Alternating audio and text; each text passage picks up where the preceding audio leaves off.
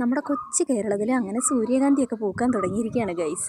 അങ്ങനെ കർഷകരെല്ലാം ഇപ്പം സൂര്യകാന്തിയും കൂടെയൊക്കെ കൃഷി ചെയ്യാനൊക്കെ തുടങ്ങി. ഇതെൻ്റെ അമ്മ വീടിൻ്റെ അടുത്താണ്. ഇതിങ്ങനെ ന്യൂസിൽ കണ്ടപ്പോൾ ഞങ്ങൾ ഞായറാഴ്ചയെന്ന് പോകാമെന്ന് വിചാരിച്ച് അങ്ങനെ ഞങ്ങൾ അവിടെ എത്തിയിരിക്കുകയാണ് ഗൈസ്. വന്നപ്പോഴും നല്ല സൂര്യകാന്തി പൂക്കളൊക്കെ ഇങ്ങനെ വിടർന്ന് നിൽക്കുകയാണ്. എല്ലാവരും ഓടി നടന്ന് ഫോട്ടോസൊക്കെ എടുക്കുകയാണ്. പക്ഷേ കുറച്ച് കഴിഞ്ഞപ്പോഴത്തേക്ക് നല്ല തിരക്കായി കേട്ടോ. ഇന്ന് ഞായറാഴ്ച ആയതുകൊണ്ട് തന്നെ നോക്കിക്കേ, നിറയെ ആളാണ്.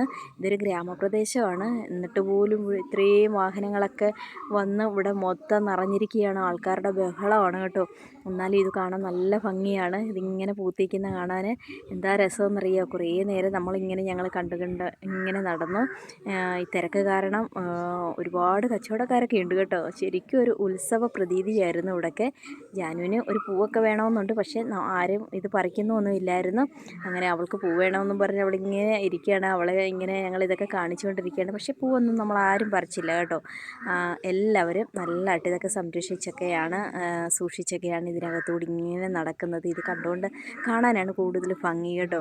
അങ്ങനെ ഞങ്ങൾ ഐസ്ക്രീമൊക്കെ വാങ്ങിച്ച്, ആൾക്കാരെല്ലാം ഇങ്ങനെ ഐസ്ക്രീമൊക്കെ വാങ്ങിച്ചൊക്കെ കഴിച്ച് ഇങ്ങനെ ഈ വൈകുന്നേരം അങ്ങനെ അടിപൊളിയായിരുന്നു കേട്ടോ. നമ്മുടെ നാട്ടിൽ തന്നെ ഇങ്ങനെ സൂര്യകാന്തി പാടത്തിലൂടെ ഇങ്ങനെ പാറിപ്പറന്നൊരു പൂമ്പാറ്റയായിട്ട് നടക്കാൻ ഭയങ്കര രസമായിരുന്നു കേട്ടോ.